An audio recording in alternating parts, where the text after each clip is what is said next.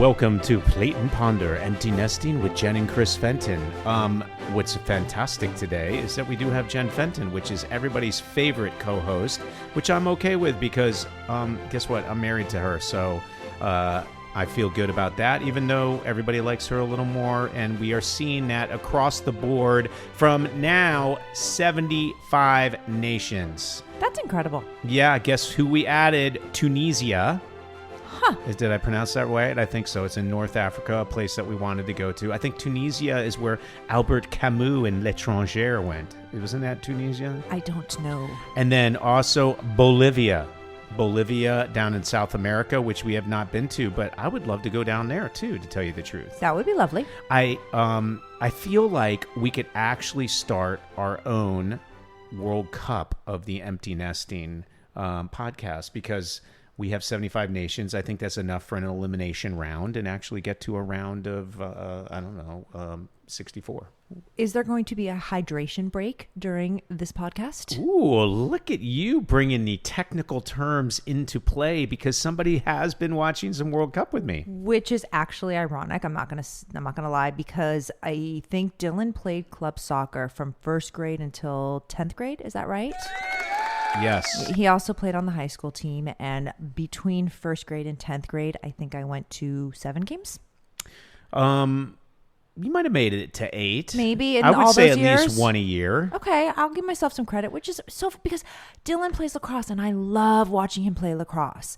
And I would go to every single game if possible. Obviously, he plays at McGill in Montreal, and being in Canada every week is not necessarily viable when you are working. But we do try and go up like every other weekend. For some reason, I just didn't have that same attraction when it came to soccer, and I don't know why. He was really good. He looked like a little Giselle on the field, and he had this really long blonde hair, and it would flow.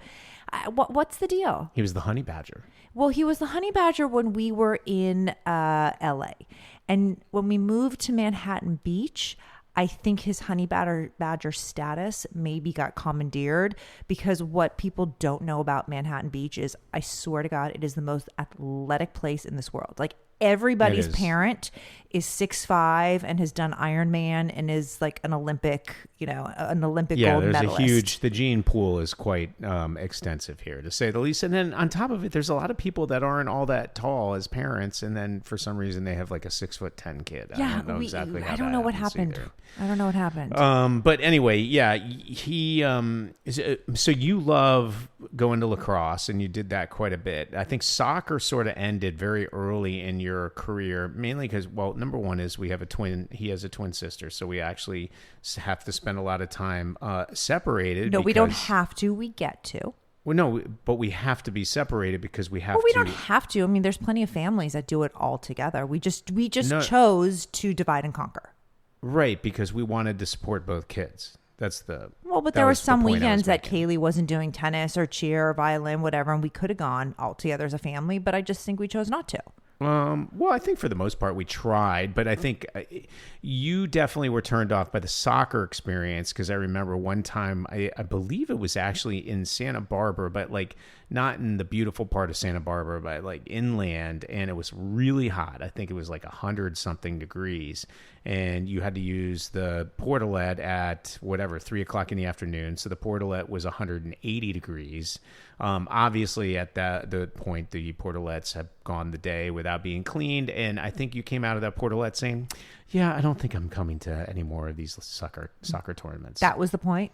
I think that was the point because I also know that you liked going to lacrosse tournaments and put up with the porta potties because the guys who were stringing the lacrosse sticks and a lot of the coaches were rather attractive to look at. I do remember one tournament where the moms took the kids. So it was Dora, it was Katie, me, obviously the boys. I forget who else. And we did this tournament, and it was in Santa Barbara. And I think I almost left you for a guy who was stringing lacrosse heads. Yes, you said he looked like Riggins from Friday Night Lights. Yeah, I mean, he couldn't afford me. I don't even think he could have paid for the Jack in the Box on the way home. To be honest, you said he had a beat up pickup truck, but it could do. Yeah. So that's why I always say, I mean, we joke about this, and you talk about ex-boyfriends, whatever it is, and I always say, but you won, because at the end of the day, they can't afford me and you can. Yeah. Yay. Well, yeah. that is very true. In fact, I wonder about that guy trying to just deal with yeah. So anyway, we'll leave it at that. I'm glad I won. I won. Yes, and that gets an applause. I am excited because KUFLA, which is the organization that oversees the Canadian lacrosse, right? Am I pronouncing? Yeah, it's Canadian Field Lacrosse Okay. Collegiate Association. All good. They come out with the schedule rather soon, so we will know when we're going to Montreal very shortly. Yes. And we will have that schedule. Well, yes. What's important about that is I know all 75 nations around the world are eagerly awaiting the McGill Redbird lacrosse schedule. So we will make sure that we announce it on the show, and we'll maybe even do a special sort of unveiling of the schedule so everybody can get their calendars ready to show up and be excited about going to McGill. I'm kidding. But anyway, if anybody But I'm does excited want to go, because I love, first of all, love the restaurants. We always have phenomenal meals. Yes. Love walking around the city. Well, from great meals from Michelin star down to like a smoked meat deli. You know? 100%. Like there's this place called Expectation, and it's this like little diner place that we go to with Dylan, and it's phenomenal. It really is. But in any case, okay, love the food, love walking around the city, love the hotels. There's a few of them that, I mean, probably on the top of my list and cannot wait to go back. And I love the shopping. I do so well at the Chanel in Montreal next to one of our favorite hotels. Like every single time we go, I think I shop there. Is this the part where we like ground ourselves with the audience? The Chanel. What's the name of the store that the Chanel is in? Well, is it Holt Renfrew? It is Holt Renfrew. Holt Renfrew. No, it's actually a really cool place. The beauty of Canada, if you're American, and remember, Canada could be the 51st state at some point, but for now, since it isn't, it has the Canadian loonie that it uses for their currency, and I believe it's like $1.42 now. So it's a bargain. Yeah, so it's a sale for me. Everything is, whatever that is, 35% off. Phenomenal. Yeah, it's pretty. So we should shop more, is what you're telling me. Well, I don't know if we need to shop more because it's. What is it like? You say it's not what you spend; it's how much you save. I do like to save.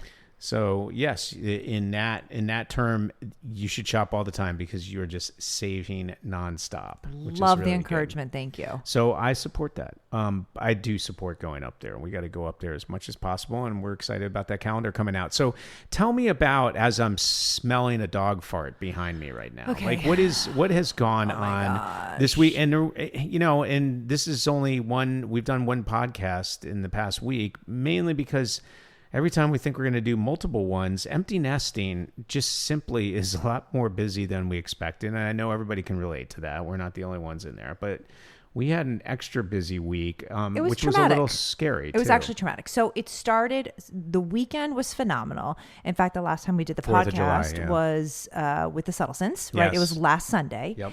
And we kicked off the week. I always love, and maybe it's just a product of growing up, I remember Sundays were big nights when the family would come over, the grandparents would come over, we would bring in, and we've even sort of done that with our kids. We tend to go out to dinner with people on Sundays. It's super fun. Anyways, we had a great last Sunday. I went back to work on Monday after the week off, and things were going well. And then all of a sudden on Wednesday, we have a family text. It's called Polo and Tango. Long story as to why, but just know it's Polo and Tango. And there is goldfish old names goldfish or something, names. or beta fish names. Yeah, exactly. And Flynn, our dog, has thrown up several times throughout the day. So now there's a little bit of concern. And look, he was pretty traumatized during 4th of July. For some reason, there were fireworks, nonstop last week. So I just feel like he was in like a perpetual state of shaking, and he was terrorized, and he was like, he would run downstairs and hide. And, we talked about this too. So, who knew what was going on with his stomach? But Kaylee, thank goodness for Kaylee. Well, by the way, one of them, I was watching him walk around a little weird while, and this is, okay, call it a humble brag or whatever, but I was doing an episode of Dr. Drew. Talking about, does anybody know Bad Counselors is coming out July 22nd? And then all of a sudden you hear, and I'm literally watching out of the corner of my eye. I go, oh my God, he just threw up right there. And now I got to sit there and look at that out of the corner of my eye while I'm doing that's nasty. Episode of Okay, Dr. so Drew. he puked a few times. Kaylee was actually the reasonable and responsible one and said, I'm going to take Flynn to the vet. And we're not bad she pet goes, owners. Oh my gosh, he looks a little sad. I was like, yeah, he's sick, but like he's throwing up twice. I was like, yeah, but he does that every once in a while, and it didn't look terrible. And I was sort of like in that, he'll get through it. Right. It'll be fine. Well, right. We were out of the, oh my God, this is a catastrophe. Kind of when you have babies, Mm-hmm. everything is scary, and you go to the hospital or you call the doctor all the time. Well, think about that. it. We're empty nesters. Right. So like we've been there. We've seen it all. We've seen all the. Yeah, we're like, he's fine. What was that crazy cough that they had when they were kids? Whooping cough? No, it was like the Kennel cough? Croup, where you like thought your kid was dying, and then like the first one you're like calling all the doctors and like looking up everything, and then they survive because it just happens, and the second one has it, and it literally sounds like they're dying, but you're like, just put them outside in the cold air. Exactly. Yeah. So we were worried about Flynn, but Kaylee took the initiative, took the dog to the vet. We did not have an appointment at the vet, so they referred her to an ER vet. And the place that they referred her to is called VEG, V-E-G. They have a few of them in Los Angeles. What does that stand for? Veterinarian Emergency something? group, maybe? Group? I don't know. But Kaylee took them to the emergency room, and I met her on my way home from work. And it turns out that Flynn had foreign objects in his stomach and in his intestines. And we did not know this, so we had to have an x-ray that confirmed there was a said object in his stomach and his intestines that was working its way out, and it was like doing some accordion mushy thing with his intestines, and he needed to have surgery. Well, by the way, meanwhile, there was a dog ahead of us that had literally eaten like a softball inside. I mean, like a big ball that's the size of a softball. It was lodged in his stomach, and our dog cut in front of him. Why? Well, he had a tampon in his stomach, and he had part of a shirt. It could have been pajamas. It could have been a towel. I don't know. This dog eats absolutely everything. Okay.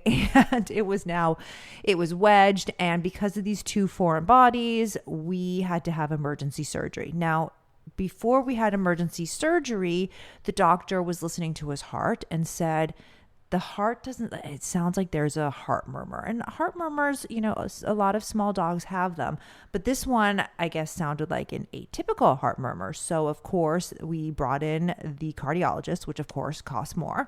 And we did an echo on his heart. And we found out that he has a leaky valve and an enlarged chamber.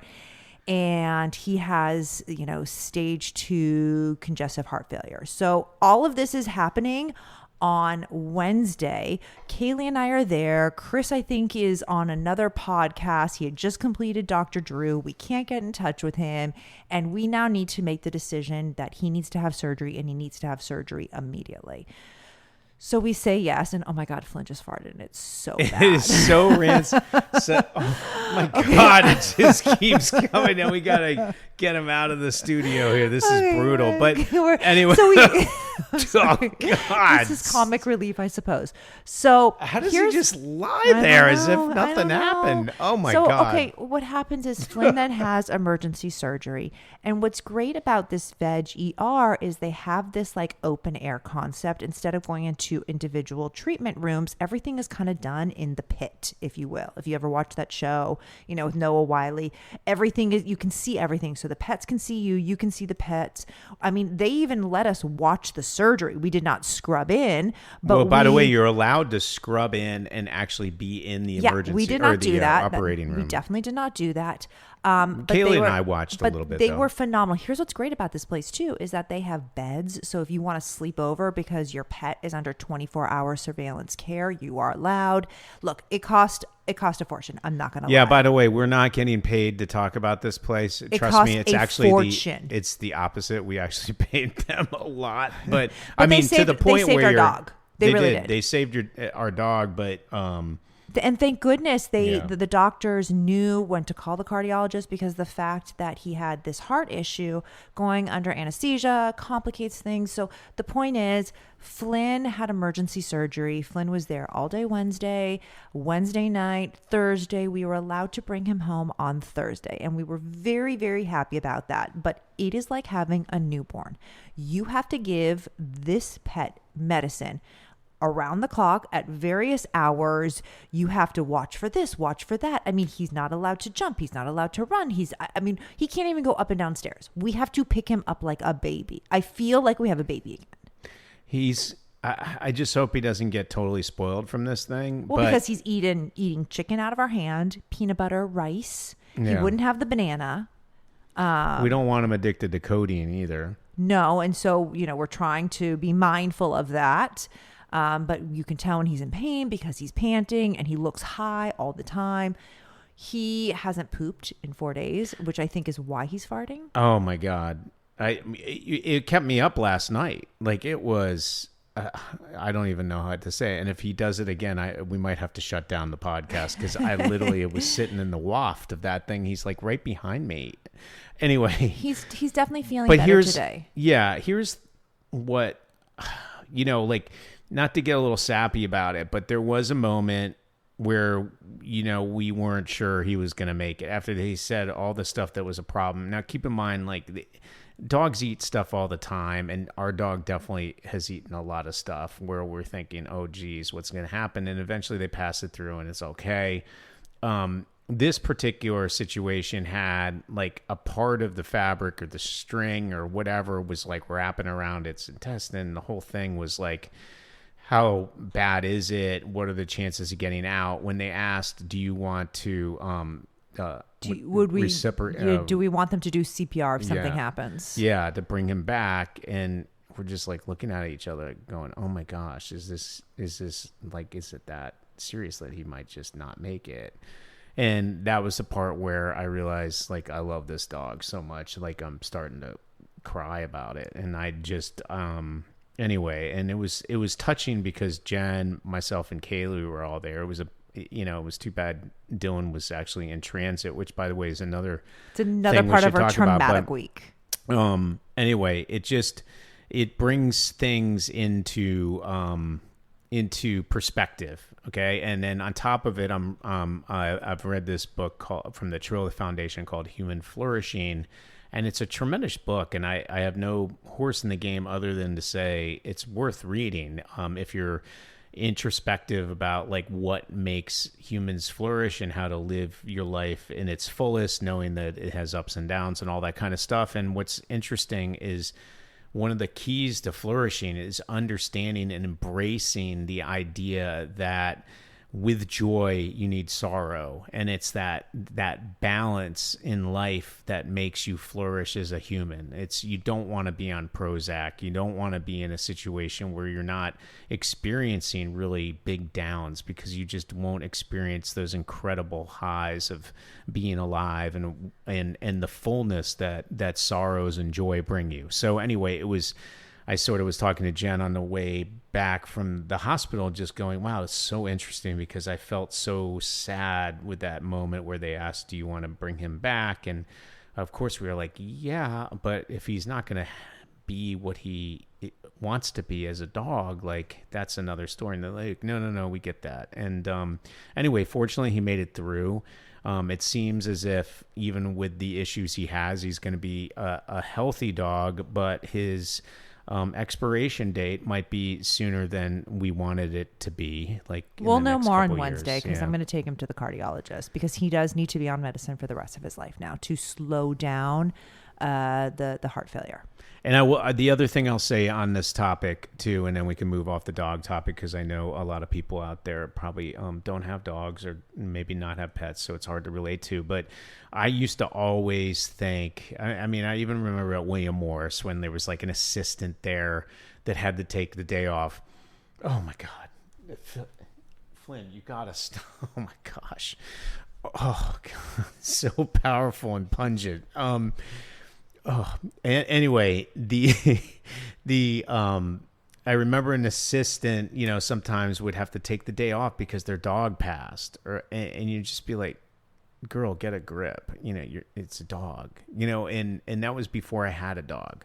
And now that I have a dog, I think, heaven forbid something happens to Flynn, I'm going to need to take a day off. Oh, you 100% are. Just even talking about it makes me, I'm going to have to take a podcast off for the week. Anyway, although his farts are making me feel like, okay, I might be able to do okay. You can distance yourself a tiny bit. God, it just stays in you. I think it's in my shirt now. Anyway, like when you go to Benihana and all you smell is the Teppan table for like 3 days. Yeah. Keep them away from our bottle in tonight.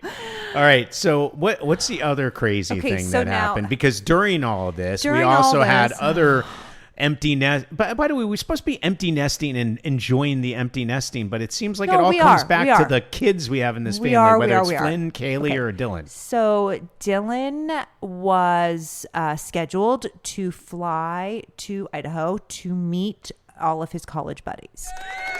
Remember, he's been working in Philadelphia all summer, so he was super excited to go hang with his crew. I mean, these are friends that he has been close with since first grade. And they all miss him. And they all miss him.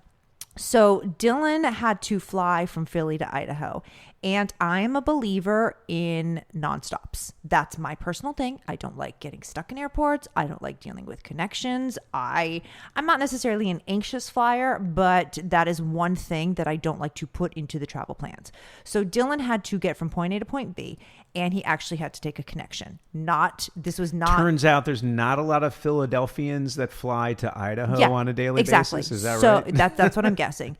His first flight got delayed because first of all, he worked a whole day. He worked a whole day, yes. Worked a whole day. He had to leave sometime after 5 because he had to work till 5. And good for him, no, totally. And so he gets to, he's about to leave for the airport, and there's a flight delay because of a thunderstorm, and he's a little panicked. He's like, Mom, what am I going to do? Well, the first delay, he would have made the connection.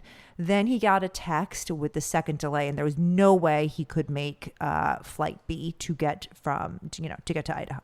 So I then call Delta. Yes, I'm probably a little bit of a helicopter mom, but I figured I would take care of it for him because he was working, right? I wanted to make sure. And we get him on now another flight combo where he's flying from Philadelphia. I think it's now to Salt Lake City to Idaho. Well, everything is fine until he gets to the airport and there's a delay.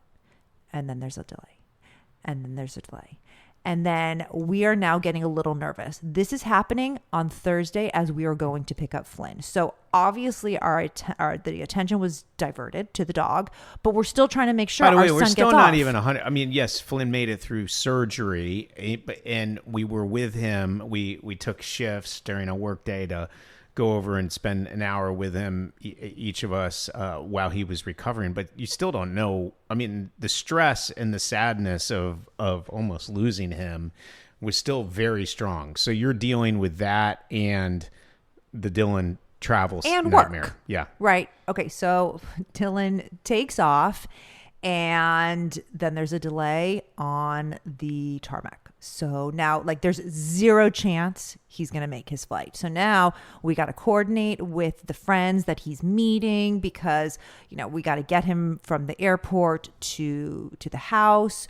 We got to deal with Dylan. What's he going to do in the airport? Because now he will miss the connection flight. We figured getting him to Salt Lake City was just get him to Salt Lake City. Worst case scenario, he can get the next flight out. Well, and that's ultimately what happened. He was so delayed that he was supposed to take like an 11 o'clock flight. Midnight. It was like midnight. Yeah. And I think it landed at midnight, but it turns out he missed that. So he had to take the 8 a.m. flight. So now Dylan is stranded in the Salt Lake City airport while we are doing round the clock care with Flynn. And like, do we give him the codeine? How do we break up the medicine? He doesn't want to eat. He doesn't want to drink. Like, we can't pick him up because of the incision. And Kaylee was great through all of this. She really was. Mm-hmm. And then Kaylee went out with her friends because we told her she should, right? Like, she's been with Flynn. But wait, you didn't get to the end of what we decided with. Well, for what Dylan, we did, this was Chris. This is all Chris's idea, and I'm going to give him credit because half the night he was being a total idiot. But in this case, I was being an idiot. Yeah, I think I even texted Dora saying my husband's being an idiot. Okay, but I was also you trying won. Hold to on, survive. I'm gonna tell you how you won. Yeah. Chris had the genius idea of getting Dylan one of those pods at the airport, and it's like, what's it called? Minute Suite. Yeah, they have. Well, what's interesting is that so the flight was supposed to leave like 11:30 or something like that. He missed it, so it's like midnight at the airport. He needs to catch an 8 o'clock. There's no hotel airport plus or a hotel at the airport. Plus, those are pretty darn expensive if you're just gonna stay there for 5 hours or whatever it is. So, and to get out to like a Spring Hill Suites or something, you got to take the shuttle, and like that just seemed like a lot of moving around. So, and then you have to go back and forth through security. And it turns out they have those minute suites in terminals now, and you can rent them overnight. They're not all that flashy or whatever, but I mean, he's 19, so we got him one. So he had a place to lock up his bags and. I don't know if he had a shower to take or not, but there was. But like at least a little bed I felt and all safe that he wasn't going to conk out on the airport floor and get pickpocketed or have I don't know, somebody step on him. It definitely provided some relief when I knew that he was stranded. Although a bunch of my friends and my coworkers were like, "Hey, your kid is fine. He's 19 years old. This is a rite of passage. We do not feel badly for your son." I felt badly for my son. I haven't been stranded in an airport before. Well, I haven't. No, you haven't. It's probably because I fly nonstop.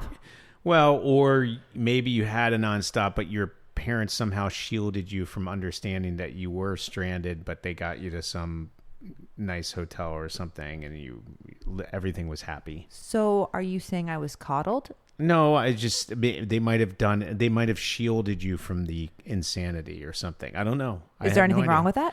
No, not at all. But like, I don't think that's what we wanted to. Like, Dylan and I had been stranded often on those. Yeah, but not trips. At midnight.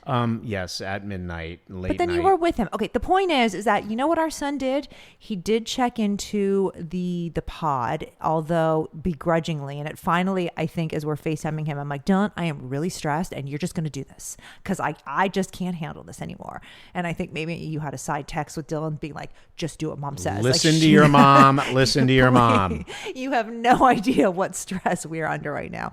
So it turns out, I guess he did check into said pod, but he decided that he didn't want to sleep the entire time. So he ran a 10K. Yes, he ran a 10K in the Salt Lake City airport. I almost feel like that should be our thumbnail for this podcast is the map from his iPhone. The fact that he ran 10K, he ran a 10K, and he ran, as my dad said, he ran like 8-minute miles. I think was it 8 minutes or was it less? I can't remember. Yeah, well, I mean, 8-minute miles, like in a terminal. I can't even imagine the looks he got from people. Right at 12 or 1 a.m. Yeah, 1 a.m. 10K. But that's a kid who's getting ready for the Redbird season, right? Because he's got to get his, he's got to get his groove on. Got to get his groove on. He got to get his all Kufla frame back into shape and get excited about, bringing home the bag. We're just going to call it the bag. But it's the Bagagaway cup or something like that. Uh-huh. Anyway, it's a Canadian term. I think it's indigenous. Turns out, though, our dog is getting better. Turns out our son got to his location. Turns out that we get to see Dylan for about 8 hours today because then he flies back to Philadelphia to continue his internship. But you know what? the very stressful week has turned out to be lovely now. Yeah, and and then I'm off tomorrow too. You'll be here with Kaylee and a couple friends while I'm gone, which will be nice. And then I have Nashville for the week, and then I get to I'm gonna go see my parents Friday night, and then I'm back on Saturday, and we'll be back, and our dog will be back together, and our dog will be happy and healthy, and our maybe empty nesting starts to like actually move into a cruise control phase. Or I don't know. I don't know if it ever does. Well, we do move into a big screening for Bad Counselors on I'm July so 22nd glad you at the brought that Cinema up. West at Yeah. 7:00. It's going to be pretty fun. Got that whole theater, I think 200 people coming and screaming and yelling and having a good time. Anybody that listens, one of the stars in Bad Counselors is also a star in a TV series called Every Year After. It's a big Prime show that has really high ratings right after Off Campus. So his name is Matt Cornett. He is adorable. He's great. So I would highly recommend going to see Bad Counselors if you watch Every Year After, or if you watch Every Year After, buy a ticket to Bad Counselors because you will see the crossover. He's a cute kid, let me tell you. I mean, he's not a kid. He's like 20-something years old. Yeah, and he's probably he's not the rugged like Riggins kind of person. He's more He's like CW pretty. Yeah, CW pretty, but he also, he's got a little bit of that, like, I can walk a runway in Paris kind of thing going on. And he's also just a genuine guy. So we're excited that he was in our movie, and his show on Amazon is a big success because they just got picked up for a second season. So the stars are aligning here. And we had a little scare from Flynn that gave us a little silver lining of like, hey, remember how precious life is. Remember the human flourish. Remember the balance of sorrow and joy and troubled times and amazing times. And outside of that, Kaylee has been fantastic, and she's been having a good time working here, and she's going to help take care of Flynn while I'm gone. And what else do you have to say about empty nesting? Are you excited about tonight? I'm very excited tonight. I can't wait to see my boy. Are you going to smother your boy with all kinds of love and attention? I hope he lets me. I think he will. Just remember, he might be a little overtired, so just keep in mind, Nope. I think you need to text him on the side saying Mom is super excited to see you, and you need to do everything she tells you. I think that's exactly very good advice. In fact, my kids sometimes, tell me to do the same thing when it comes to Mom, and just making sure that you remember that she is a very, very important part of our lives, and we need to treat her that way. So to moms out there everywhere, and to dads, and to dogs, and to kids, you've been listening to, what's the name of the show? Plate and Ponder with Jen and Chris Fenton. No, it's Empty Nesting with Jen and Chris Fenton. Although the empty nesting just doesn't seem to happen as often as possible. We are excited about the fact that we're in 75 nations around the world. We ask you to please engage with us on DM. You can follow us, subscribe on YouTube, all that kind of stuff. Feel free to review and download episodes and pass along to your friends, because we'd love to get to 76. I will say we are ending the show a few minutes early, mainly because Flynn has constantly crop dusted us with some of the most smelly farts I have ever smelled. So until next time, do you want to say goodbye? Bye. Bye-bye.